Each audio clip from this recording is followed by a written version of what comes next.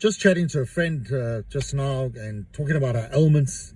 And you get to a certain age, you land up talking about your ailments. It goes back to that old joke already. In your teens and your early 20s, you bump into your friends at clubs. Then later on in life, in restaurants, perhaps. Then gym.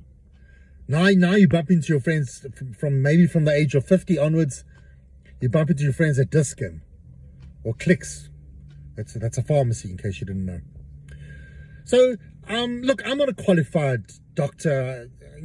Look, I've got some knowledge, some experience. I nearly became a chiropractor, so I learned a lot. But I'm talking to you mainly from life experience.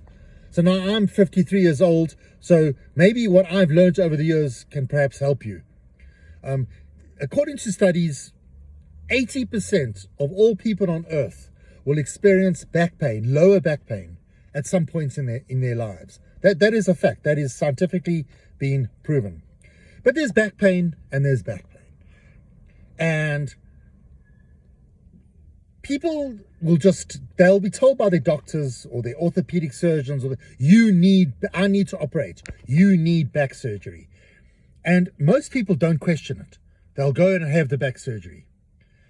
And I'm sorry, in my opinion and in my experience, it's unnecessary. In fact, another scientific research that I looked at years and years ago, they say 80%, maybe even more, of all back surgery is unnecessary. Another scientific fact, you only need spinal surgery if you are incontinent, if you can't control your urine or your bowels. So your nerve impingement down there in your lumbar spine, that's when you need back surgery. So I met somebody else the other day. I'm sitting at a coffee shop with a friend, and this other guy he saw us and he joins us. He's walking normally. He sits down. He says to me, neurosurgeon says I need surgery. I look at him. I said to him, you're able to walk. You're sitting down. You do not need surgery. Oh, but I got this pain. Live with it. You got a bit of back pain. You can live with it. Pull yourself together. So I've had back pain, you name it, since 1994. Off and on. At the moment, I'm fine. I developed let me tell you my dropped foot story. I developed a dropped foot in 2016. Suddenly, April, I suddenly felt a click in my lower back. My right foot, I suddenly couldn't dorsiflex. This is dorsi. When you lift your foot up, I couldn't lift my right foot. Think about it. It's called dorsiflexion when you lift your right foot. As a result, walking was not, I could hardly walk. You'd think I was shot. But luckily I could hardly drive, but I forced myself to drive. At the time, I knew it was dangerous because you got to lift. So I think that saved me a lot because it forced me to try and lift that foot. So I carried on driving, walking upstairs, especially walking downstairs. Whoa, that was a challenge. That was tricky. Went to a physiotherapist, well-known guy. He treats top athletes. In fact, he even works for one of the IPL cricket teams, either now or definitely in the past. He told me there's nothing you can, these were his words.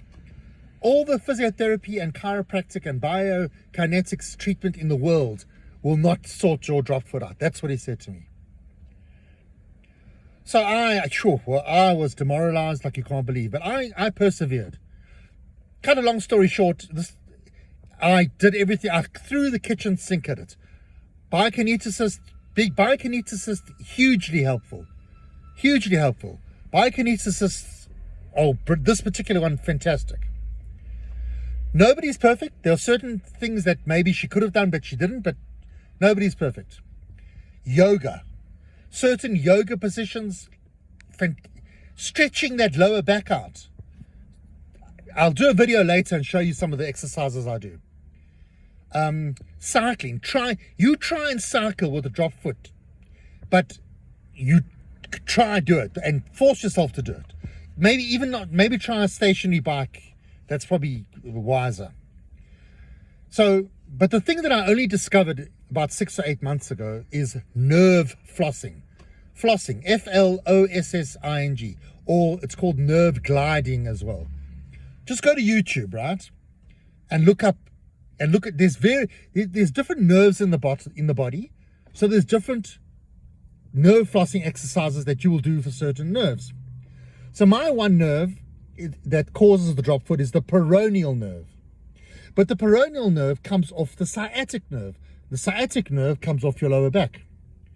So I was doing peroneal nerve flossing. I've been doing peroneal nerve flossing for at least 6 months, maybe longer. In fact, I think I've been maybe 10 months. And then only recently I've been doing nerve flossing of my sciatic nerve. So going back to 2016, I could hardly walk. 2 years later, around 2018 or 29, I think it was, you know what? It was during the COVID. So I think for 4 years, I couldn't run. In 2020, I started shuffling. I thought I could run. So I was just shuffling. Kind of long story short, I was averaging, by the way, you've got to, if you want to exercise and know what you've got to get yourself a Garmin, a satellite GPS watch. You just have to. You need to, because otherwise you don't realize, you don't know what you're doing. You don't know your progress. You just can't. Your brain doesn't tell you that you're going very slow. You need to see it. I kid you not, I was averaging 12 minutes a kilometer, even 13 minutes in some cases. So years and years later, about a month ago, about 2 weeks ago, I made a bit of a breakthrough. I was doing 10 minutes, 25 seconds a kilometer, 10 minutes, 45, which is very slow still, but it's a major breakthrough. Took a long time. And then I think because of the nerve flossing that I've been doing more recently, I made a sudden breakthrough. About a week ago, I made a sudden breakthrough, averaged 9 minutes, 47 seconds a kilometer, which again, extremely slow, but it's a huge, dramatic improvement. I suddenly improved by more than a minute a kilometer, suddenly, overnight. And that's because of the nerve flossing. So, again, I'm not a qualified doctor. This is just my life experience. And you don't have to take my word for it all, but maybe just take this one thing out of it. Do some research. Go to TikTok. There are people on TikTok that have wonderful nerve flossing exercises, various exercises. Also, hugely important, core exercises. That's another thing. A lot of chiropractors, a lot of chiropractors that I've been to, they didn't emphasize or even mention core exercises. Core exercises are hugely important. Even my biokineticist didn't really cover it, didn't emphasize it enough, I'm sorry to say. So I'll do a video later and show you the exercises I do. And there's this one, the yoga stretch that I do, that has literally changed my life. Just one thing important to get out of this.